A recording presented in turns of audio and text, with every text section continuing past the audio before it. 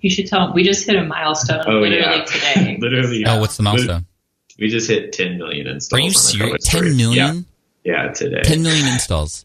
Today, so we're going to go get lunch after this. Oh my gosh, congratulations. Thank I have you very much. so many questions about this. First of all, that's wonderful. So this is part of a conversation that I just had with Emma and Trey, a wife and husband team who had built an app that is one of their many, many, many different things that they have in their portfolio of income streams in their business. This app in particular, called A Color Story, just hit 10 million installs. And as you can tell, I'm a little bit blown away by those numbers, and I do ask a lot of follow-up questions to kind of unpack exactly how that all happened. But that's not where everything started. Everything started with a blog called A Beautiful Mess that Emma and her partner Elsie, who unfortunately couldn't join us today, had started. And then everything kind of just took off from there.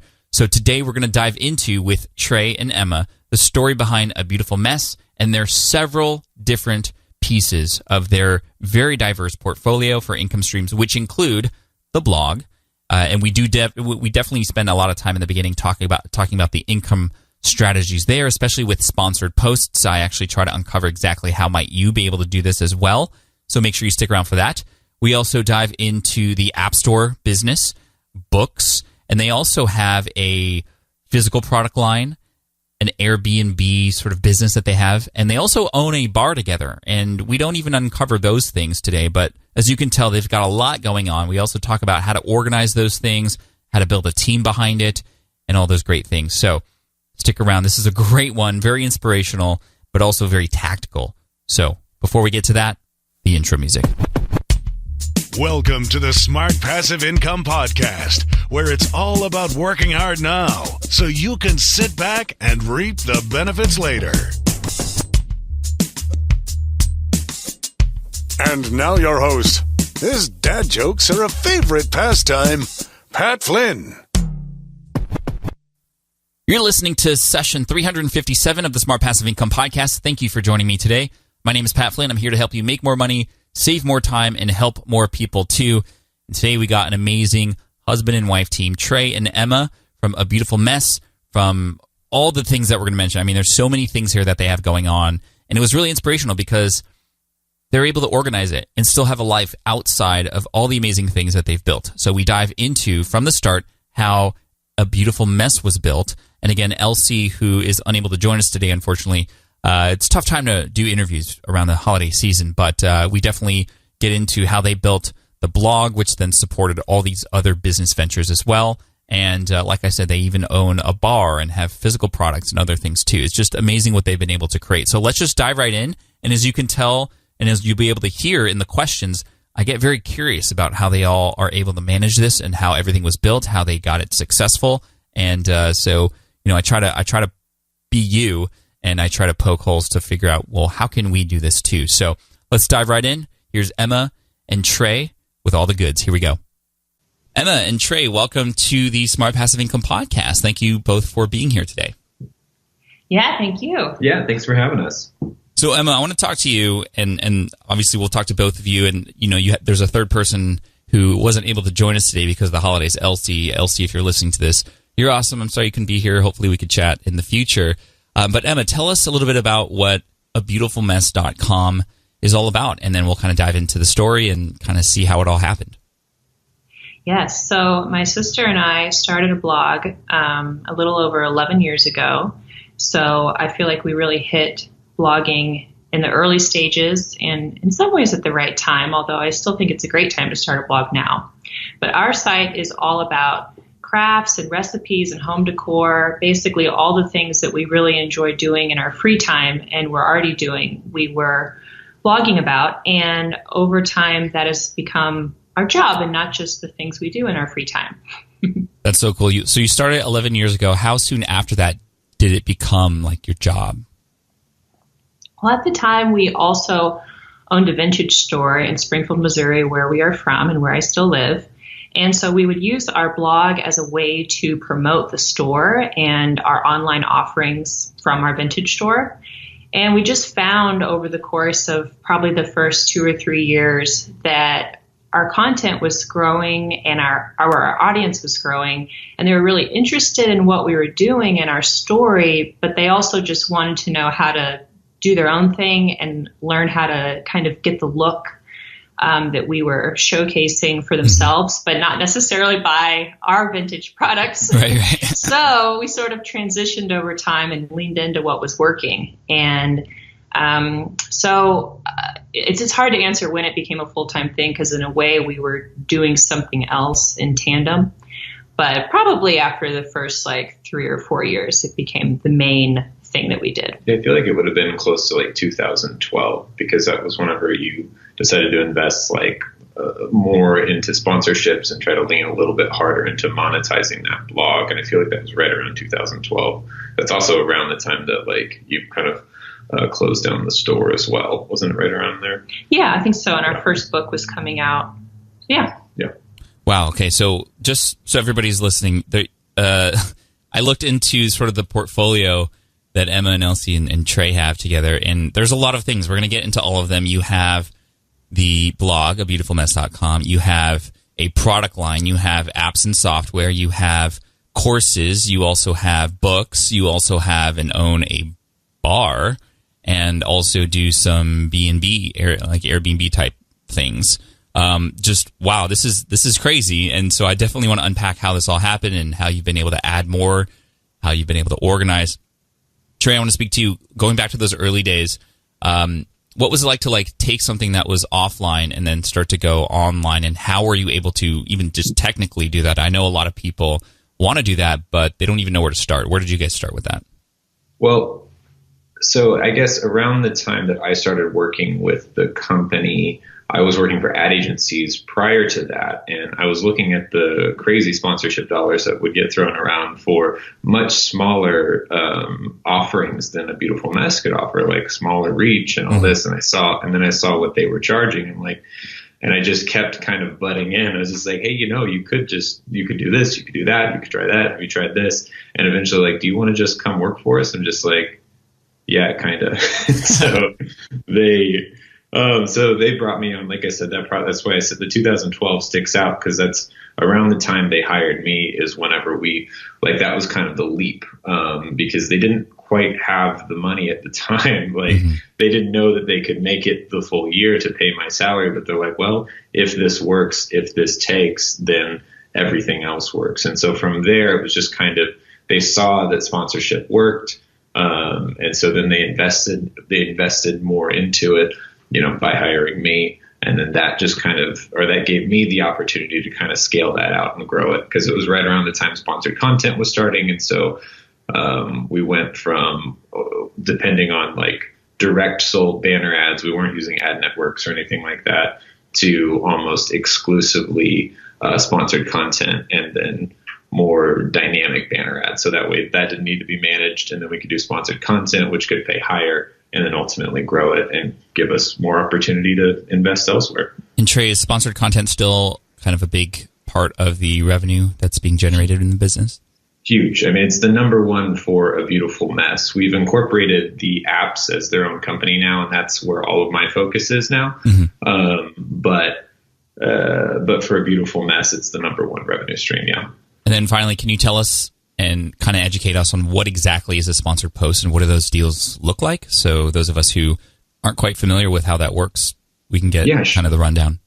Sure. So it's basically, whether it's a craft project, whether it's home decor or it's a recipe, I mean, they're already blogging about all these topics now. And so then there are certain products that they use as they're doing it. So, whether it's a certain brand of pasta, or whether it's a certain type of, or whether it's a certain type of kitchen tool or something like that you're using, that brand will then pay us to give them a better feature within the post. So if Emma's doing something like she wants to make pasta, KitchenAid could theoretically pay us to feature KitchenAid a lot more prominently, give them some links and all that kind of stuff. So basically, we try to build in brands as naturally as we can into the content that we're already writing, and then just give them a little bit more focus than we otherwise would. Okay, that's great, because oftentimes I talk to brands, and a lot of times their sponsored posts are for things that have nothing to do with the brand. And I see this a lot on YouTube, right? Like I'll see a video, and at the end it'll be like, by the way, you could also get this really cool mattress that sponsored this scientific thing that you just watched, and it was like has nothing to do with it. So I love that it's kind of on brand. Yeah, Emma. It's the nice. Oh, go ahead. Sorry. No, go ahead. I was just saying it's the nice thing about the blog in general and kind of all of the categories that they cover. Mm-hmm. It's a lot of brands that may not be as like cool as something like Apple or whatever. I think all our brands are cool, really for cool. the record. But the point is like because of all the spaces we cover, it gives a lot of different brands that opportunity to fit into the content really naturally. Well, I think of it that it has to be, and I talk about this with everyone on our team a lot, but it has to be a win-win-win. So it has to be a win for the sponsor. They're getting in front of an audience that's truly going to be interested in what they're selling, because I wouldn't want to sponsor someone or advertise if people aren't wanting what I'm offering. That makes no sense, right? It has to be a win for our team. We like to create content around certain categories, and it needs to be real for us. So it has to be a win there, and then it has to be a win for our readers. They don't want to see random stuff. They want to see what we're really doing and the type of content that they're used to seeing, which is crafts and cooking and home decor mostly for us. So if we can find the intersection of everyone's winning, those three wins, then we have a winner. Okay, well, I need another word here, but do you see where I go with it? I like that. And that's the same approach I take with things like affiliate marketing. If it doesn't make sense for one of the parties, then it doesn't really make sense at all. And I would imagine that as your business continues to grow, you have more and more opportunities that are coming your way. Emma, how do you stay true to your brand despite, the opportunity to promote kind of whatever products you want, and the opportunities and the potential revenue gain that can come from likely companies that are reaching out to you to want to get in front of your audience? How do you stay true? Well, I do think that's part of why diversifying our revenue has been so important to me over the years, and always something that's on my mind every single year.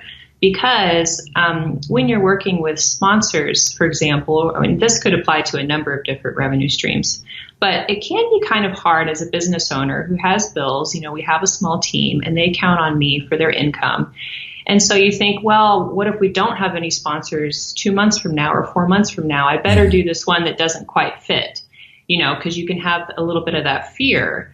And I think that makes sense. And I would never fault another business owner for that. But I think if you kind of diversify, so you're creating a little bit of a safety net for yourself with your revenue, then that gives you that freedom to say, you know what, this isn't quite the right fit. This isn't a win-win-win. So we're going to pass on this one. And I don't feel scared that I'm not going to be able to make payroll or, you know, whatever other bills your business may have, because I can rely on these other revenue streams that I've built up. Well, it also gives you that opportunity to kind of lean into what your interests are. So like as you evolve as a person, as you change over time, like you kind of get that chance to try these other things and more or less stay true to yourself, because you've, you know, spread it out. So you've been able to kind of change as it goes. And that way you don't have to just always stick with this one thing that may have worked really, really well in 2013, but in 2018, maybe there's not as much space for it anymore.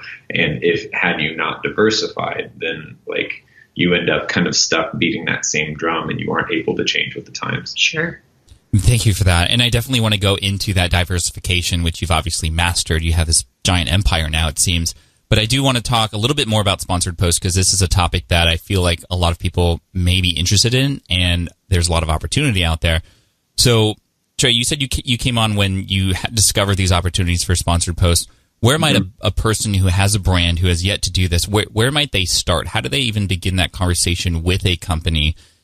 It's very intimidating to just go, hey, and a lot of people don't want to, like, you know, boast about themselves either, which I know is an important part of it, to show all the things and assets that you have to offer. How would you recommend a person start down the line of sponsored posts? the very first thing to think about is what is it that you have to offer, right? You have to kind of define your product that you're selling. Like, what is this sponsorship? And that's putting together a media kit of some kind. And even if you're just doing it from a rough draft standpoint for your own, like, even if you're not sending out a full media kit every time, but just so you have those numbers baked in and you can very quickly say, like, this is what we have to offer. Because, you know, at the end of the day, sponsors they're trying to move the needle. They're trying to be able to present to their overall marketing team, like, all, these great metrics that they've come back and been able to generate through their marketing efforts.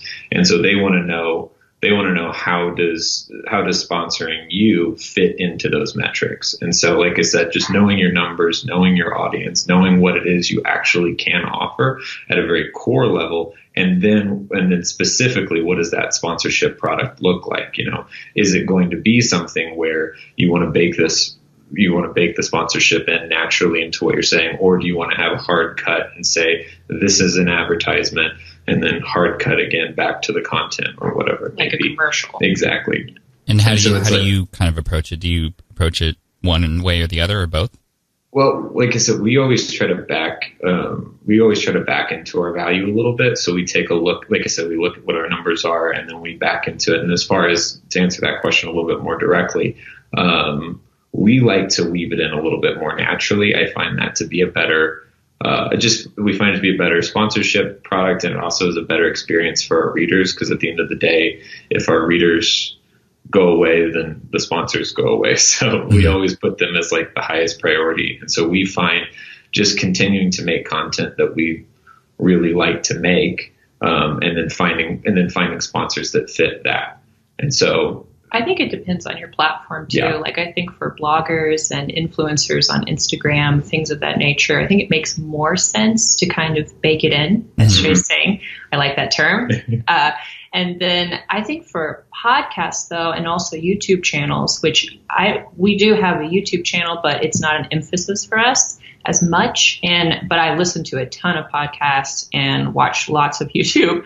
And I'm very used to, as a consumer of that content, there being kind of a hard cut. And, now I'm seeing an ad. Now I'm listening to an ad. And I think that works well for those particular platforms. So I think it depends where you're at, what kind of platform you're on, and what that audience is used to and what they'll respond to well. Yep. I think that's really smart. So, for example, and Emma, I'm just curious because I know traffic is important, right? Like, sponsors want to know how many people are going to see whatever it is that you're going to be mentioning. But what, in addition to the traffic, would be a part of that package that we're talking about here? What, because there's a lot of beginner bloggers who don't have much traffic, and they automatically assume this is not possible for them. How might you combat that?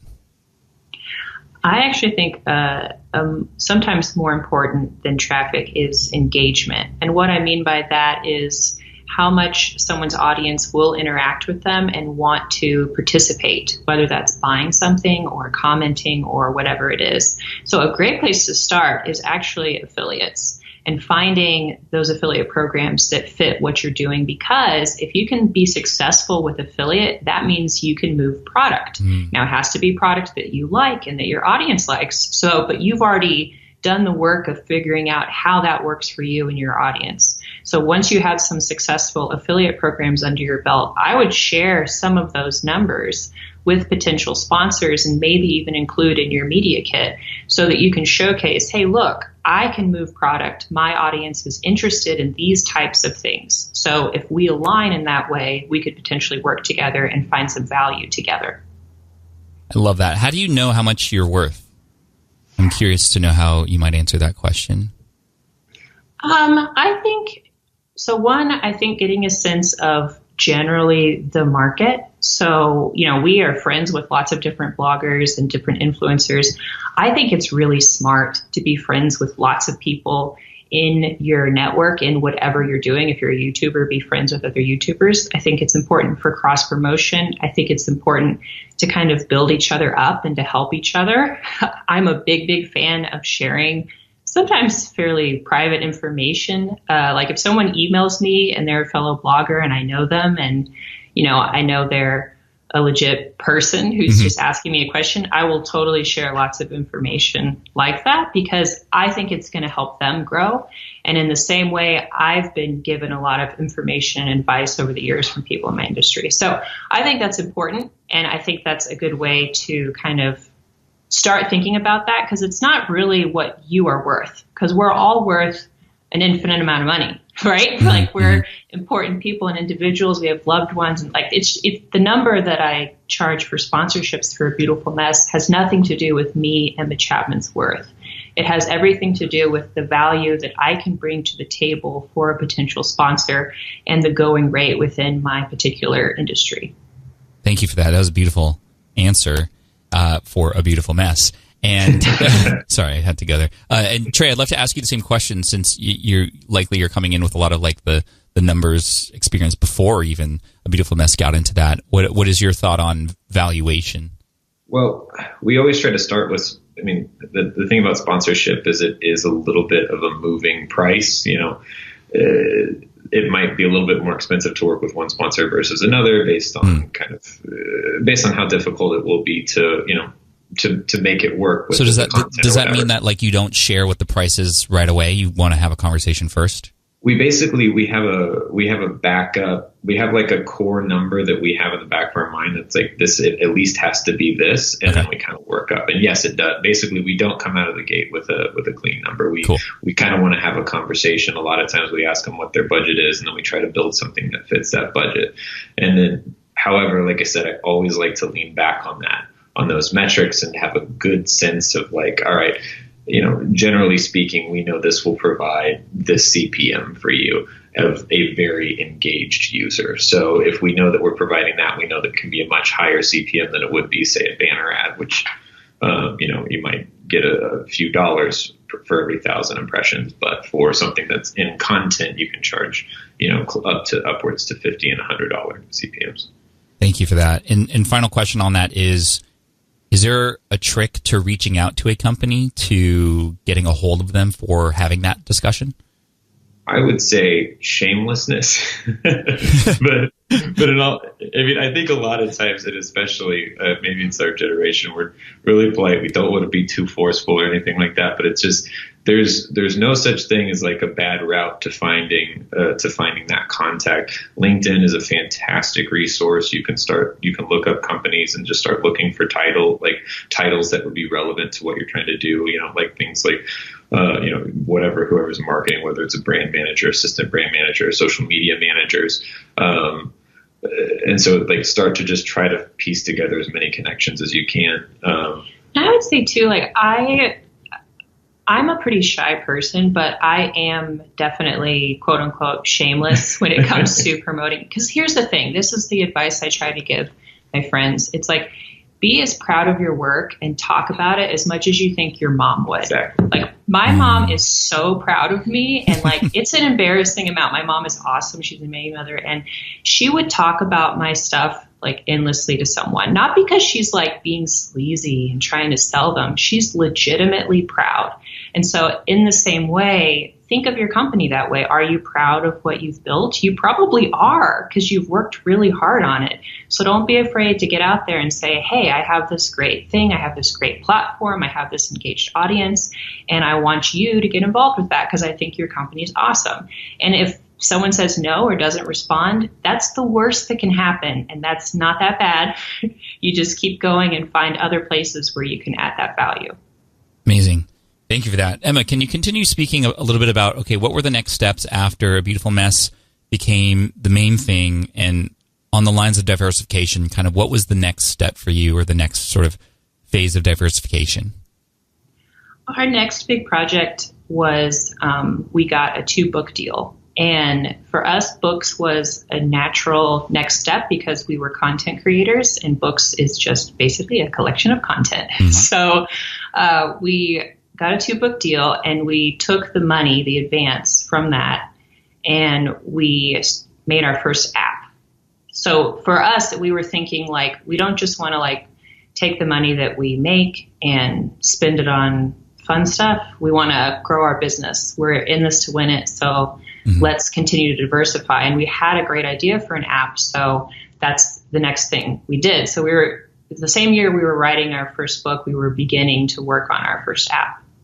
Wow. Okay. So let's go back to the books really quick. How did that start? I'm curious. I know a lot of people have a book in them and they know that, but they don't even know where to begin. And it sounds like that you just naturally went into it, but the traditional book, requires a lot of planning and an agent and all those things. What were the pieces that had to come together in order for this to be executed?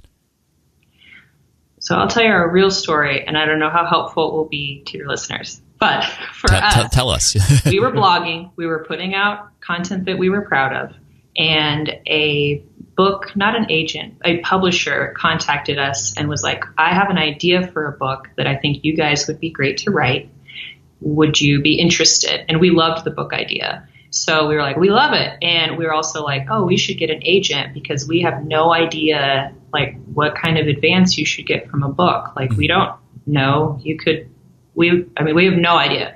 So we looked up a few agents and reached out and we found an amazing one. And we've worked with her now for like 10 years. She's amazing. We love her. That's awesome. And so she turned that into a 2-book deal.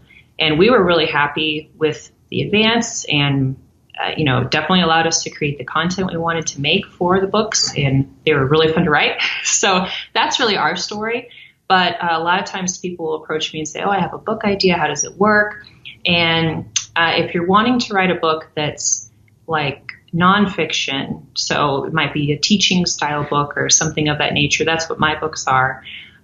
Those you typically kind of have a book proposal, so you don't have to have the entire book written. Mm-hmm. And the thing I say for people in the type of industry that I'm in, so it could be crafts or cooking or decor or fashion or something of that nature, I think if you have a channel, that could be a blog, that could be a YouTube channel, it could be anything, where you're putting out great content, it's going to be so much easier for you to sell a book because you already have an audience that's interested in the type of thing you do, and you already know how to write great content. And that's exactly what publishers want to see. They want to see your audience, and they want to see that you can write great content. So you have all the hard work done if you're already doing that. And I also think currently in 2018, 2019, it's a great time to be self-publishing, even better than it's ever been. So sometimes I think people have an idea that if they don't get a book deal with a major publisher, that it's not legit.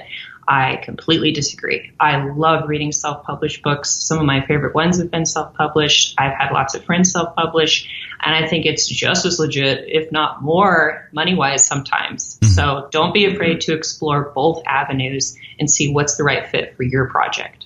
Thank you for that. And I can vouch for self-published books as an author of self-published books as well. So I appreciate that. How long did the book writing process take for that first book, Emma? And how hard or easy was it? Our first book, I think we wrote it in about 9 months. I want to say maybe 10 months. Mm-hmm. And it was really fun to write. It was difficult to write a blog and a book at the same time.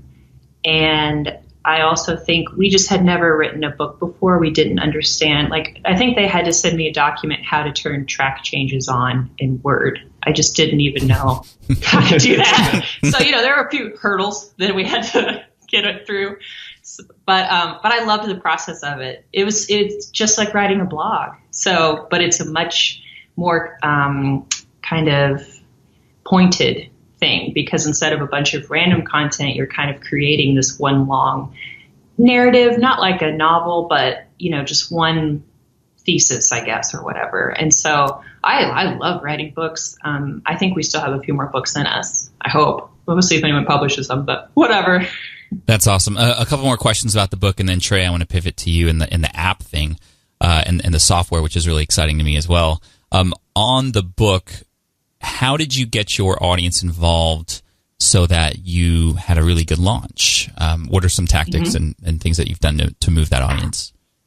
We definitely talked a lot about writing the book as we were doing it. Nice. We weren't necessarily showing the content because I think that kind of, you can show a little bit, but I think if you show too much, then why should they purchase it? You know, so you want to keep a little bit back so it's more exciting to see the finished product when you get to the end there. But bringing in your audience to what you're doing is just so natural for bloggers and other influencers. And I think it's so fun. And it can also, in a weird way, kind of be a little bit of an accountability thing, because you can't be slacking on your book deadline if you've told your whole audience about it, right? So I think that kind of works well too. But yes, we bring them in on the project. We let them see that we're doing it. We tell them what it means to us. If we're truly excited about the project, our audience knows, and they tend to be more excited with us. So that helps a lot for launches. And looking back at that launch, what was one really smart thing that you realized that you did that worked really well for you? There are a lot of things I wish we'd done on that first launch. Well, that was going to be my follow-up question. I mean, I think sharing the process as we went was really smart. Cool. I don't think we knew it at the time. Like, you know, we didn't realize that we were marketing. We just kind of thought like, oh yeah, we just talk about what we do. Mm-hmm. But I do wish we had started a newsletter. We didn't even have an email list when we launched the first book, and that would have been very valuable. So, you know, definitely have that newsletter, but I feel like that's kind of online business 101 right there. So definitely have a newsletter, definitely have a wait list so that you can let people know when it's, you know, when the pre-order's out, and then when it's finally out and they can buy it. And then if you have any sales, depending where it's being sold, so you can inform them on that. And hopefully even get people to give you reviews if they're interested. You don't want to be too pushy about it, but you do want to be upfront about it because it can help you sell your book. And hopefully you're really proud of your book when you're done. So it's amazing to see like a good review from someone you don't know. It feels like $1 million. And where can we go grab the book? Where can we see it?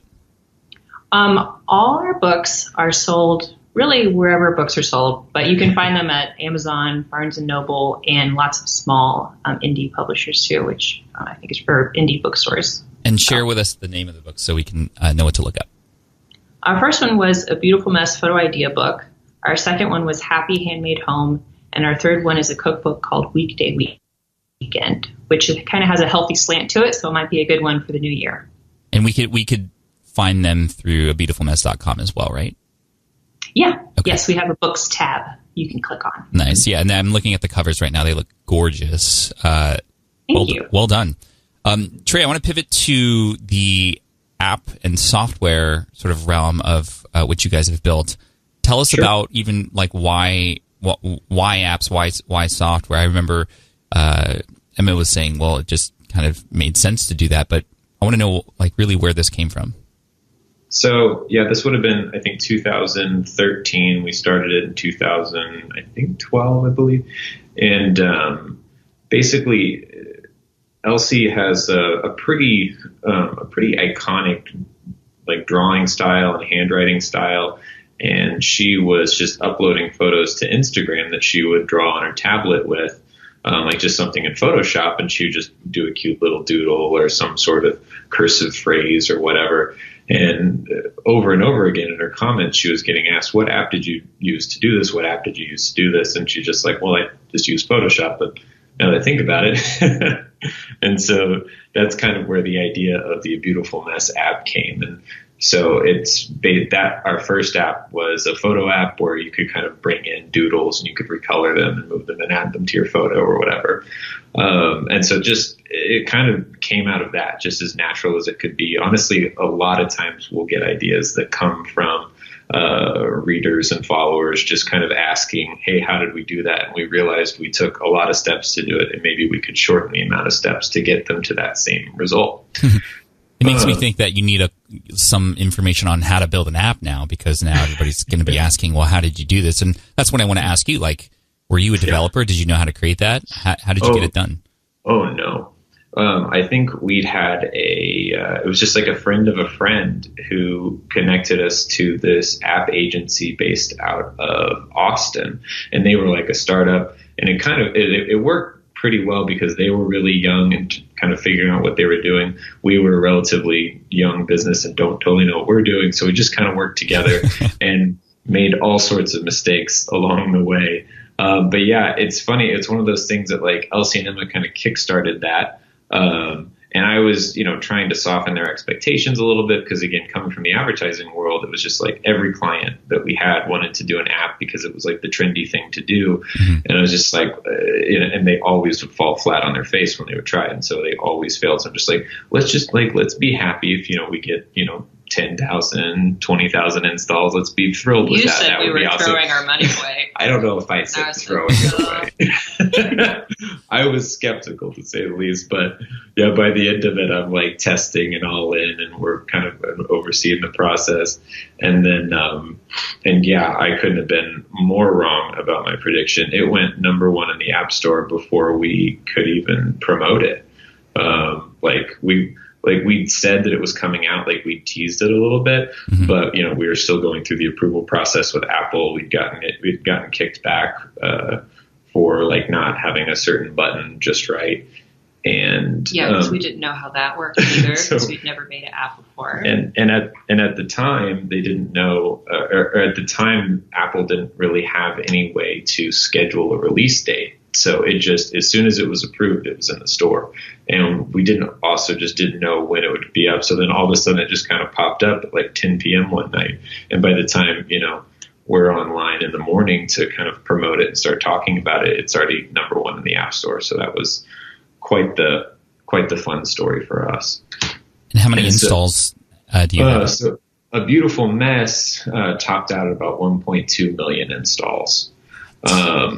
And so that one, or that app, has it's had a nice life, but we've kind of moved on to a free model through a couple of other apps. So basically, A Beautiful Mess had a big spike at the beginning, and it did really, really well. But then whenever we try to continue investing in it, we weren't able to see that same kind of return that we saw in the initial investment and all that. So we were struggling with it to make it work exactly right. So then we started to move on to new apps. So we started doing this app called Party, which was kind of like a photo booth app that also this was before Boomerang, and it would kind of turn your photos into a GIF. Mm-hmm. So you could just do like back-to-back photos and it would stack them on top of each other and create a little animated GIF. And it was right around the time Instagram introduced video, so it all kind of worked together.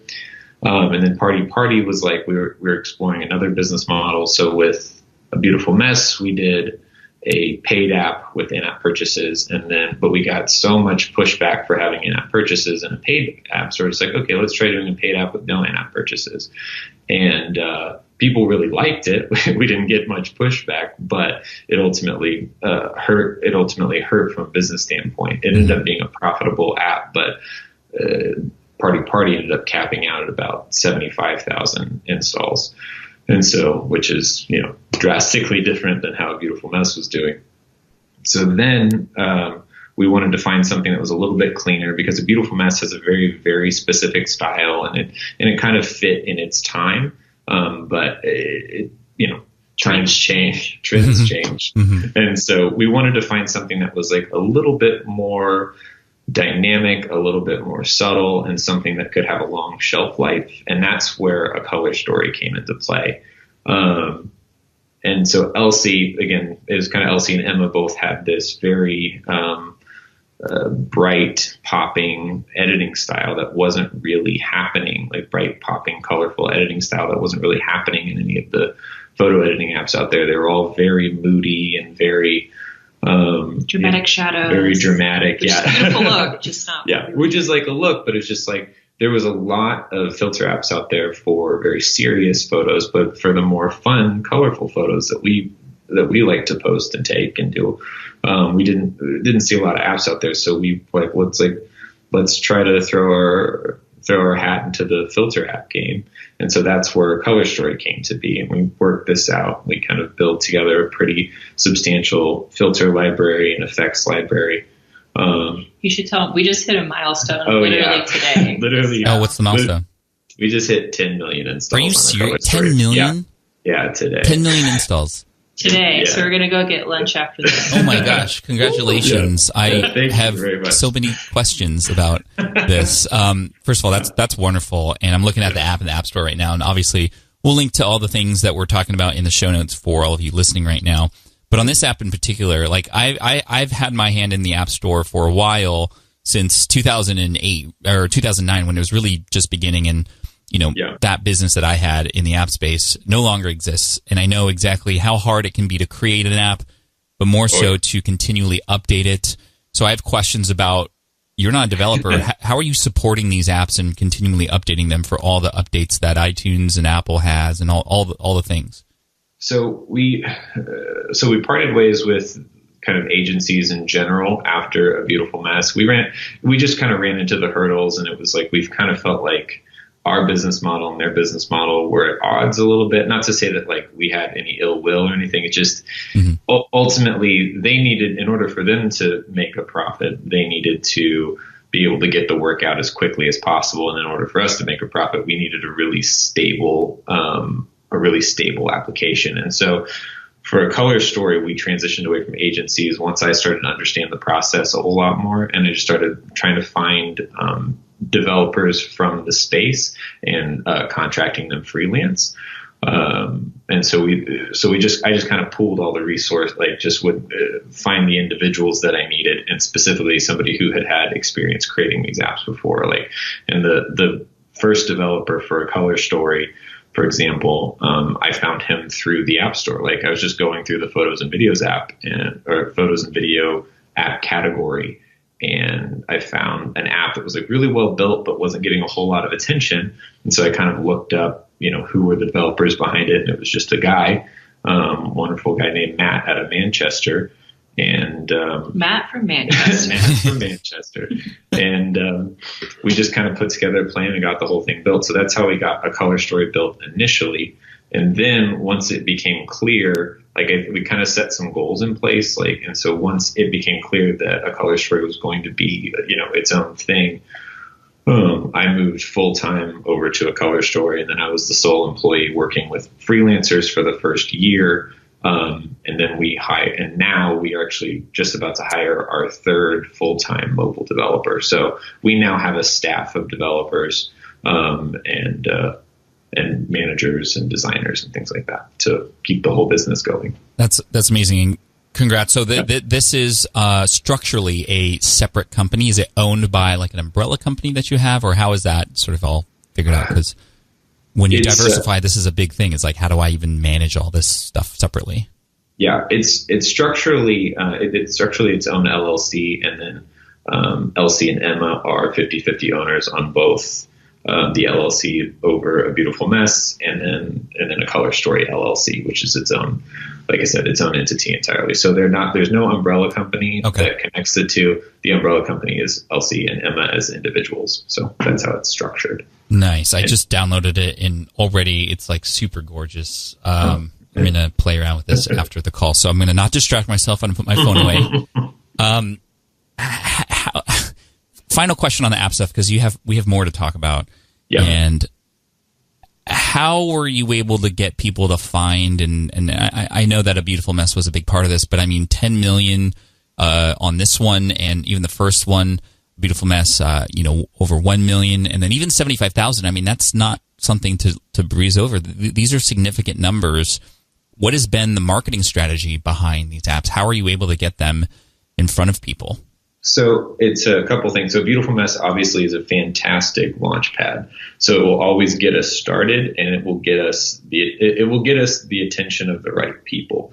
So with A Beautiful Mess, with the A Beautiful Mess app, we were able to, with us shooting up the charts to number one, it got Apple to pay attention to us. So it got us an Apple feature right away.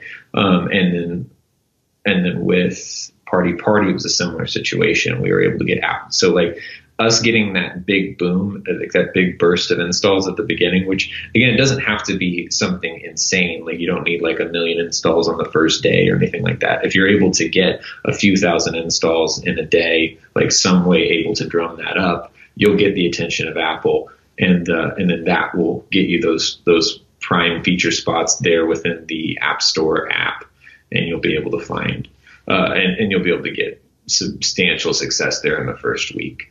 Then ongoing, so with with a color story, the way that we kind of were able to keep the rhythm going as opposed to just having that big spike in the beginning and then a big drop off, was through one, we do a lot of influencer networking and influencer outreach, and that's kind of 100% of our PR strategy. So we have a lot of friends in the space, and so we work with them directly to kind of get feedback on the app. So there's an element of social marketing there, but beyond that, we really, really hit a good stride with Instagram ads. That is our bread and butter as far as generating installs right now. So we have it set up where our cost per install is substantially less than our value per user. So, and your reviews matter too. Oh yeah. So anyone aspiring, I do think that's something to really keep an eye on and absolutely. work on, is making sure your reviews are good, because if someone who doesn't know you, clicks over and they're interested, but then they see you have a 1-star or 2-star app, they're going to be more hesitant to download. So you just want to keep an eye on that. Yep. Yeah, I mean, you have an average of 4.8 out of 5 right now, with closing in on 9,000 ratings. I mean, that's a very significant number, and that is fantastic. So obviously, a part of this is just making apps, if you are going to do it, that are great and worth reviewing, right? Yeah. Well, right. To be fair, there's a whole strategy to reviews too, because you don't you get a whole lot more reviews if you just ask for them. And that's the big thing for us, is that we try to find our users who do like the app, who would never think to review it, and we just ask them hey, would you mind? and then they're very willing. I think that's a life tip too. You get a whole lot more in life if you ask for it. Yep. And speaking of asking for help, and Emma, I want to go back to you now, related to influencer marketing with this and even other things that you have going on. How do you ask for things without feeling like you're just taking so much? I think this is a big struggle that a lot of people who do have a lot of value to offer struggle with. It's the ask. Can you share with us your approach for working with colleagues and friends when you have something to launch? How do you help them help you? Yep, I completely understand the feeling there. I feel it myself often. So I don't think that's foreign at all. If anyone's listening to this and they're like, I could never ask for help like that, trust me, I've been there, and I still am there sometimes. I feel it. But the thing is, do you ever give help? Because one, you should. But two, if someone asks you for help, it's kind of an awesome feeling to know I can actually give you some advice or go leave your review, and it's going to make a big difference to you and your business and this thing you're working on. So in the same way, truly, you are giving your friends and colleagues an opportunity to help you. And here's the thing. When I ask for help, I know very much that, and I say this too, you don't have to do it. If you don't have time to do it, if you're not interested in this thing I've worked on, that is totally fine, and I truly mean it, and it's not going to hurt my feelings. You don't owe me anything, but I am still going to ask for what I need and what I want in life, and I'm going to give, and in that way, I'm going to contribute to the universe's karma and give what I believe that we should all be giving, and I will expect that back, but I will not be angry or upset if I don't get it from someone in particular. But I also will probably come back and ask them again, unless they tell me not to, because I am a little bit shameless. But I think, sometimes people forget other people are just busy. There are so many times I feel like I missed a friend's launch, and it wasn't because I didn't like them and I couldn't believe they even wrote me, and asked me for help. It's because I was busy that week or I was sick that week, and I just missed it, and I actually feel kind of bad. So I'm glad if they come back to me and they say, hey, I got something else, could you help me with? I'm like, oh, yes, good, because I missed your last thing, and I'm sorry, and I really do want to help. That's also something that might be going on. So don't get discouraged, and unless someone directly says, hey, don't email me, then don't feel that way. That's not how most people operate. That's probably not how you operate. So don't assume that. Just put it out there what you need and give. And just to build on that a little bit, a really good strategy in general is just to get them involved somehow. because to come back to Emma's point, people do love to help, and especially if it's on kind of a cool project. So with a color story, our big thing is that we'll bring in influencers to help us test. So they'll tell us like, oh, this is good, this is bad. And we also really take their feedback. They're like, oh, it'd be really awesome if I could have this feature or that feature. And so then they are part of the process, and all this, and it keeps it more top of mind. They're less likely to forget about it. And they're just a little bit more excited for you because they understand it a little more. I love that. Thank you. When it comes to business, one thing that I've learned over time, and it's really important to know what your strengths are and what your weaknesses are. And I'd love to hear from each of you, and Emma, we'll start with you. Like, what is the unfair advantage, the big strength that you bring to your team that you feel you've been able to sort of, take advantage of and use for the success that you've been able to gain? Like, what is your superpower? Yeah, I think I am like a very optimistic person. I wouldn't say like unrealistically so, but also I don't know if that's always a bad thing. But I definitely will just keep going. Like, you've listed, at the top of this, a number of things that we've had that have done well for us. What you didn't list, which I'm glad, but is all the things that haven't done well for us and that we had to abandon in business. But I'm still standing. I'm still here, and I still have more in me. I have more to give and more to build in my lifetime. So I think I just bring a level of optimism, and I'm not afraid to put myself out there and fail, or put myself out there and succeed and then talk about it. And in the same way, I'm willing to help others come alongside me or go do their own thing and give them some advice or some encouragement that you can do big things, so can I, and we all deserve that kind of success and happiness. Thank you. And I do want to ask you about perhaps an example of one of those failed projects, if you don't mind. So if you could think on that while I ask Trey the same question. What is one of your, or what is your strength that you bring to the team? So before I answer, I do want to add one to Emma, that one of her best superpowers is her decisiveness. So what makes her able to continue moving forward is that she'll very quickly realize, oh, this is a problem, stop doing. Oh, this is great, keep doing that. Mm-hmm. Like she's my rock whenever I get kind of stuck in something or another. I'll call her and just be like, and I'll just explain it to her. And then she always has the plainest, simplest, most obvious answer for me, because she can just be so decisive. So that's another thing that it kind of builds on what she does, but that's like, she's so good at that.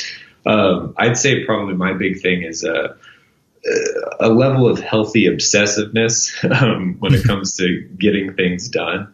Like I get really, really thorough and I make sure everything works. We've built some really robust testing processes. And like I said, since managing reviews in the App Store is such a big thing, if you ship something with a bug, that especially a bug that's particularly detrimental to the overall experience of the app, your reviews just start to tank. And so,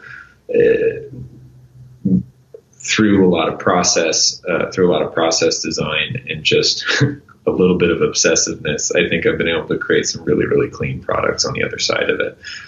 That's great. Thank you. And Emma, can you speak to a superpower that Elsie brings to the table? Yeah, Elsie is a dreamer. So she has that thing where, you could start a meeting and everyone's feeling kind of down. And by the end of it, they all are thinking about these like 5 ideas that Elsie has, and they're really excited about it with her. She's just like very enthusiastic, has way too many ideas, and thinks they're all going to be amazing. And she can bring you on board where you're like, oh, I want to help you build that, because you get really excited with her. So I love having her in meetings. I love having her, just in everything. She makes me excited to reach farther than I think I ever would without her. And I think she inspires other people to do that too. So it's my favorite thing about her. I want to be more like that, in fact. That's awesome. Thank you. And the final question is, Trey and Emma, husband and wife, you guys have been working together. And then Emma, you and Elsie have been, partners for a long time now as well. I would love to hear from each of you. What is your best tip for building a business with others? I think that working with other people is really important, especially as you begin to grow out of solopreneurship and get into really becoming the CEO of your company and developing partnerships and all those kinds of things. But I also know that that's not always easy. And oftentimes people can either butt heads or they have different ideas. What would be your best tip for making sure that the relationships support the business and the business supports the relationship? Yeah. I would say recognizing what your strength is and also recognizing what others' strengths are is really, really important. So one, don't necessarily partner with someone who has the exact same strength and weakness that you have. That's probably not going to be ideal. Elsie and I have opposite strengths and weaknesses in many ways, and that makes us great. So I also think if you are starting to grow your team and manage people, if you have someone talented on your team, part of your job is to just get out of their way, let them do what they're really good at. That's why they're there, and you go do the thing that you're really good at. Yeah. For me, I would say my number one is communication. We meet frequently, and we always spell it out. And that way it kind of eliminates all those questions of like, well, what do you do all day?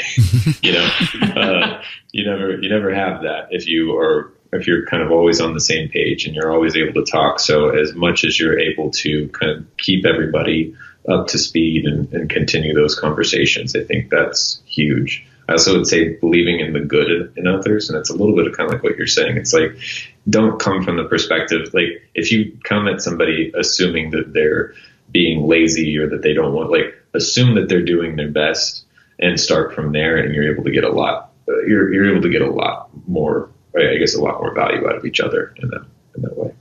Well, thank you. And when you say we meet frequently, how often are you meeting and for how long? So we do a weekly meeting with the whole team for about 30 minutes to an hour. And then I do daily stand-ups with our developers and then our business team. So we'll just kind of do a quick, recap, 5-10 minutes of like, hey, what do you have going on today? And then that way we can see like if they're working in the wrong direction on something, we can catch it right then and there. Or if somebody needs help, we can catch that right then and there as well. And we definitely use Skype and Slack a lot. Yeah. Although there's lots of great tools, but I always like to throw out tools because I feel like sometimes people get overwhelmed by just making that decision. Yeah. Well, thank you. And we hadn't even really touched on the physical products, the bar that you guys own, the Airbnbs, and all those kinds of things.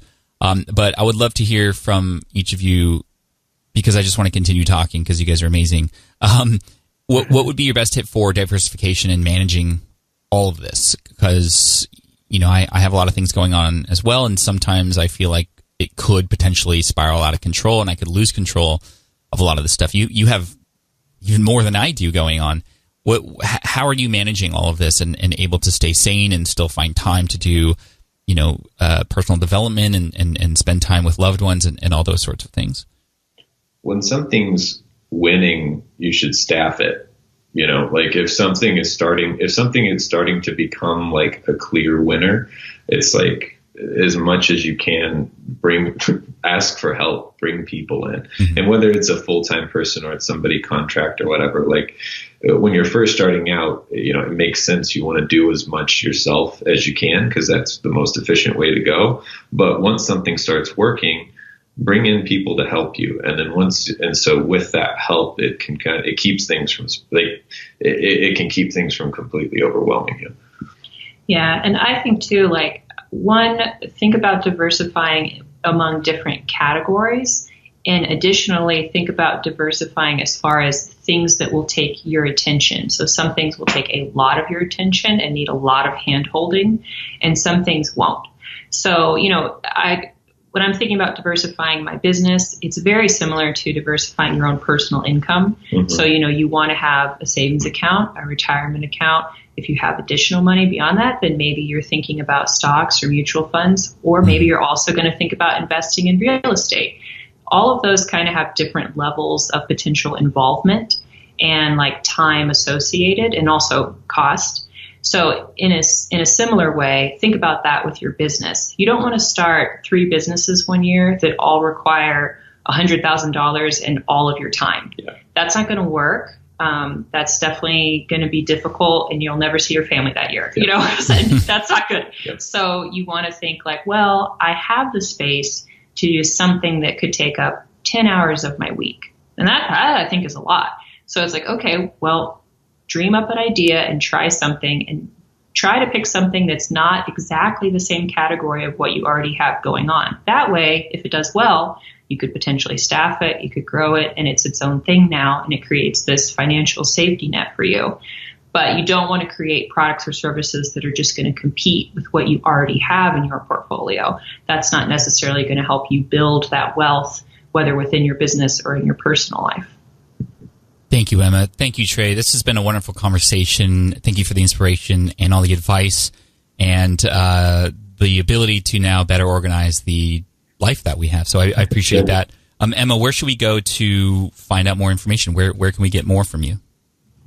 Well, my blog is abeautifulmess.com, and if you're interested in photo editing at all on your mobile device, you should definitely download a color story. It's free, but we have lots of stuff in there too for you to enjoy. Awesome. Thank you both. Appreciate you so much, and have an amazing 2019. Can't wait to see what else you guys come up with. Awesome. Thanks, Pat. We appreciate you. Thanks so much. All right. I hope you enjoyed that interview with Emma and Trey. And again, abeautifulmess.com is where you can go. A Color Story is the app that we talked about that just crossed 10 million installs. They have all these other amazing things, and the bar and the product line and all those things which we didn't mention. We'll have links to those in the show notes as well. So all the things that they're doing, you can find at smartpassiveincome.com/session357. Again, smartpassiveincome.com/session357. And the final thing, just to kind of wrap this up, you know, it all started with the blog, A Beautiful Mess, and the audience that they've built there, the engagement that they had there, and the opportunities that then came their way as a result of building that brand. And just to remind you, this all didn't happen overnight. This is 11 years in the making, and it wasn't until 2012 and 13 that they really started to devote full-time energy into this and see those opportunities. So for those of you who are just starting out, who may not even have that one thing under your belt yet, I hope this encourages you to know that you got to keep working at it. You got to keep persisting. And really, it's about that audience engagement and that targeted niche audience that you're building that will open up those opportunities for you. And if you've already gotten started, well, you're already headed in the right direction, because how many people you know who have always said they wanted to do things, but yet haven't even taken those first steps? Sometimes those first steps may not be the best first steps, but at least you're taking steps, and that's exactly where it all starts. So as we begin our 2019 together, I just want to say I appreciate you for being here. Thank you so much. All the reviews that have been coming in this year on iTunes and Apple, I appreciate you so much. It really motivates me to continue moving forward. And speaking of moving forward, we have a lot of great episodes coming your way. So if you haven't yet subscribed to the show, please do that. And that way you can automatically get the new episodes that come your way too. And I just want to say one more time, I appreciate you. Thank you so much. Team Flynn for the win. Thanks for listening to the Smart Passive Income Podcast at www.smartpassiveincome.com.